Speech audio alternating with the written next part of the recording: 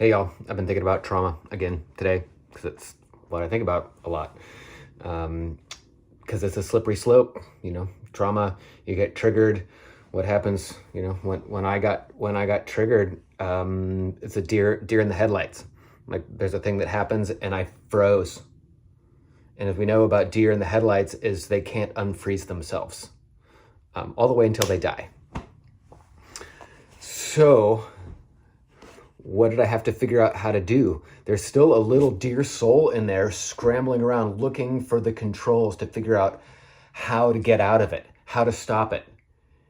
But if we slow down that moment before the car hits the deer and we make it their lifetime, that's what I was struggling with in trauma. And many of the folks that I work with who have part of them still stuck in that traumatized, frozen state.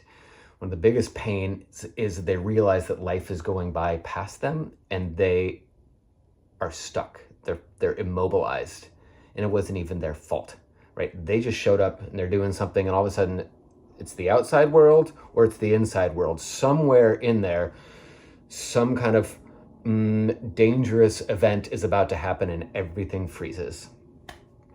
And for me, that was then created a life where part of me was frozen and I was just trying to get by. It was just dealing. I had to be sneaky. I had to lie. I had to manipulate my way to get what I wanted. I couldn't expose myself as a completely vulnerable deer in the headlights because that would have been a lethal self-exposure. Does this sound like the building of a narcissist? Very self-centered, willing to manipulate, willing to lie, willing to become a perfect chameleon to get what I wanted in life. And all the while in there, knowing that wasn't the truth about who I was, but I still couldn't move because there was some kind of frozen, traumatized thing inside me. And then, but what I needed then, which I found out later, were two things. I needed to find somebody that could hack my system. Fortunately, I came built with the same thing that all the rest of us come built with, is a reset button, and it's hidden in the back. There's a reset button. That was the first of the two things that I needed. I needed somebody that knew that there was a reset button, somebody that could recognize beyond my narcissistic expression that I wasn't just a lost cause to be dismissed and allowed to experience my karmic suffering. Somebody that could see past that, see that I was actually struggling in there and looking for a way out of my hall of mirrors. Because that's very much what it was. My imagination was in there trying to find things, and I just kept bumping into walls. There was no doors, there's no way out. And that's what that traumatized internal state creates. And that's whether, you're born and people say, well, you've got trauma, or you're maybe on the autism spectrum or neurodivergent. I'm not saying that that's a trauma expression, but it's if there are some highly sensitive personality types that are more susceptible to being traumatized, right? If people don't understand you going through school, you will be cast out. You won't know why, and then you have to close off and start being on alert for the others or the badness. So there were two things that I needed. I needed to have somebody that kind of look at me like an oxygen atom, and that I was this little molecule, I was this little nucleus in there trying to figure out what to do. But because of my traumatized state, I'd taken all my electrons that were out here spinning around and I pulled them in. And I pulled them in to make myself as small as possible so I could get through life. Pulling them in now made it impossible then for me to be my expanded molecule self with my electrons in exactly the place they were, that then would allow me to merge. So my atom self was unable to merge with other atoms to build a molecule. Isn't it great how life gives us these little insight stories in all the mysterious places? So I found somebody that was able to press the reset to change my nervous system. I felt breath come back in, a little inspiration come back in, my shell started to dissolve. I looked around and realized I didn't know what world I was in, because I hadn't been in it for decades, since, especially those of you with early childhood trauma. You have your world that you've got set that you're trying to navigate through, but when everything drops, the shell drops, and you come back out and you start to actually connect with people in a way that feels like you're naturally designed to, not just your separate self, which is your little nucleus of you, but also the part of you that is these outer electron orbitals that then merge in these outside of your body, this extended self, where when then you come together in molecule form, it feels like a coming home. There's a coming home even more completely into yourself, small self, and a coming home into the big molecular self. And what happens when the molecule comes together, there's an intelligence that gets expressed through every single nucleus attached to that molecule. So there's a knowing that comes through you from the inside out.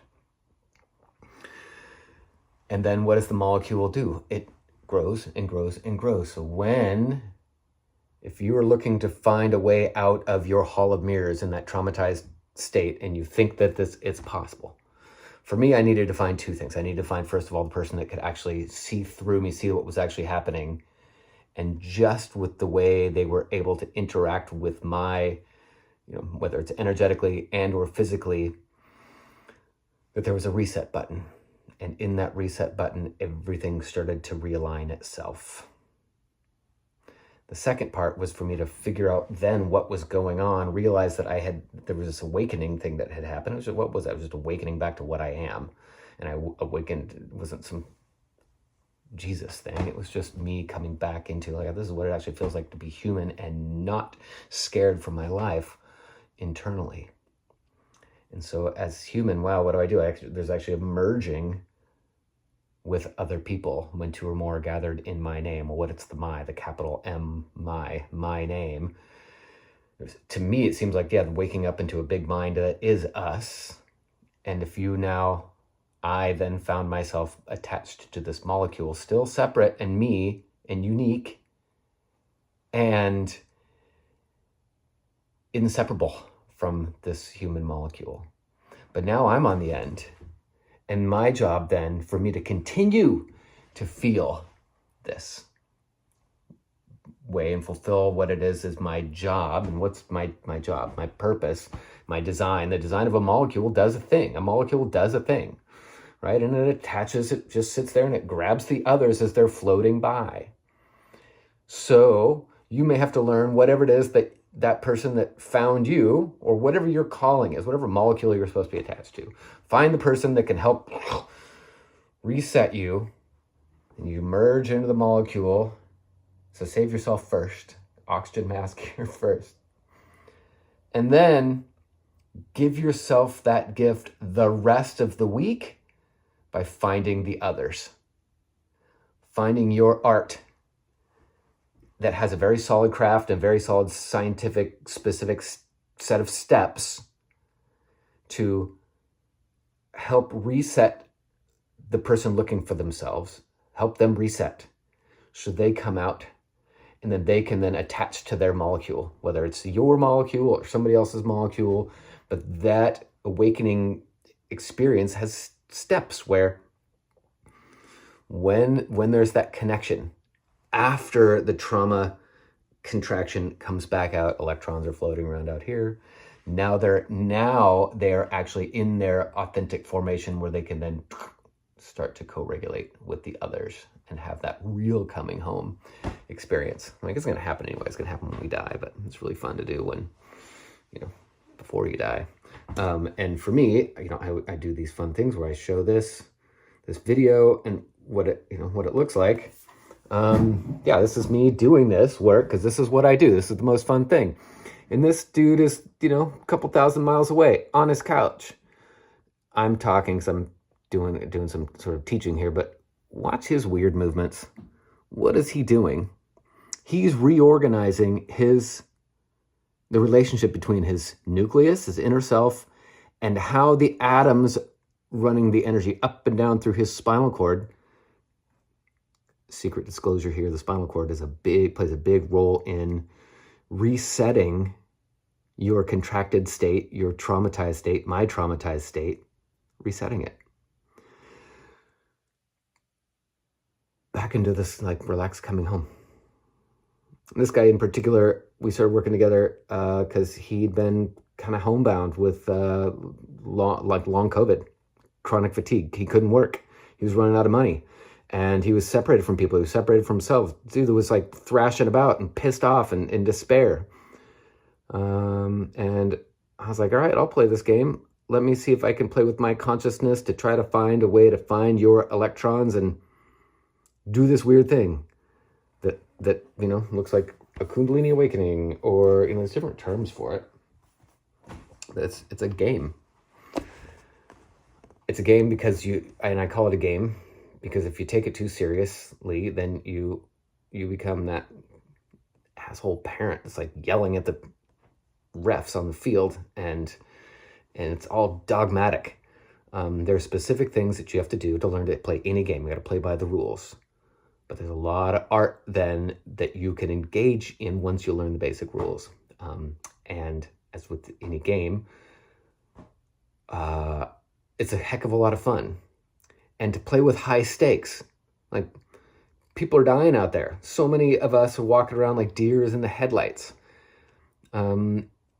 So I would say, yeah, one is to find somebody that you trust to at least connect with, to see if you still trust them. Because if you are traumatized, you are in a vulnerable state. You know that the world, either in here or out there, is dangerous and lethal. But there might be somebody who's crazy enough to put down what they're doing, turn towards you, and help reorganize yourself. So that's step one. And if it really works, then how do you keep it going? If it really works, it's going to be this thing that you're like, oh my gosh, that's the biggest thing that ever happened to me in my life. I want to keep doing that. So then for some of you who are called to do this work, I've been talking about in my other videos that I keep coming across. God, I just came across another guy, I think he's out of Russia, and he's got 150,000 followers on Instagram, and he's teaching some kind of similar looking process. And it's this energetic process. And what do I mean by energetic process? I mean, to back to my oxygen molecule. If it's just the molecule, the protons and neutrons doing stuff, that's going to be like the physical body, like reaching out and doing some kind of physical touch. But if that molecule does something with its focus to bring its focus out to its electrons and can figure out how to influence its electrons, that's where the overlap is. That's where the bond happens. So for me, that's the fun game. Or some of the fun game. I also love, physical games too, flying through the air on motorcycles. Yeah. So had I known back then that this stuff was real and was so powerful, I probably would have sought it out earlier. But if I can help, if this stuff's resonating with you, feel free to, put a comment below. If I've got any ideas for you or direction, I'll, give that to you. Feel free to send me an email. I have a live and online course. I teach this stuff to other people, couples. It's really fun to play with because part of what brought you together in the first place was your electrons overlapping, and you realized there was just incredible, unnameable magic that came through that space, that relationship space when the two of you came together. And then sometimes if you bring your own trauma into that relationship, you're contorting your shell, and there's ways to play with each other that will mirror back to you where your own blind spots are. And if your own blind spots are, how do you put yourself back together in a way that feels whole first here? And then how do you, with integrity, in a non-violent, open, loving, compassionate, very free way, interact with the others? So you can do that with, parents and kids, with your significant other, with your community. If you're a provider, having a component of your practice where you're playing with the rules of the energetic, and I'm just saying energetic because it's just where the electrons are out here. But again, just like electrons have very specific orbitals and very specific behaviors and docking sites, if you will. For those of you who remember chemistry or organic chemistry, there's very specific ways that they go together. And when you find the way that they go together, it's repeatable. And then you can play. So technologies that are out there, different people who are teaching. So for me, I needed to find of all the different options out there, because I was so deeply fearful, I needed to find somebody that I just really trusted, to be really gentle with me. And I did. And then I still do, because with the traumas of childhood, it's in your nervous system. The trigger's always going to be there. So there's no doing away with that. That's another conversation, is how then once you come up for air, how do you stay up for air? Anyway, my rant for the morning, I am, isn't that a cute little lion over there? Yeah, I'm back to it. There's, again, other videos. If you like this stuff, subscribe. And yeah, like I said, those of you who really need to learn this stuff because it's what you're here to do, and there's another layer of training that you want to get, I'm happy to have a chat with you.